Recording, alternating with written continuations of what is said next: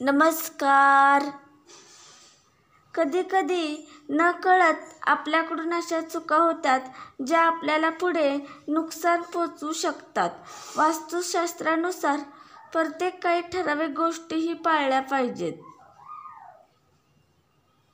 उंबऱ्यावर शिंकू नये. संध्याकाळी किंवा रात्री घरात शिट्टीही वाजवू नये. दातांनी नखे काढू नये व कुरतडू नये. गणपतीस तुळस वाहू नये. शनिवारी दाढीही करू नये. केस कापू नये. शनिवारी गोडे तेल घरी आणू नये. दक्षिणेस पाय करून झोपू नये. सोमवारी लोणी कडवू नये. कुणाच्या घरातून जाताना जातो असं म्हणू नये, येतो असे म्हणावे.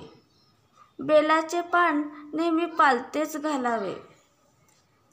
माझा व्हिडिओ आवडला असला तर लाईक व शेअर व कमेंट व सबस्क्राईब करा. धन्यवाद. श्री स्वामी समर्थ.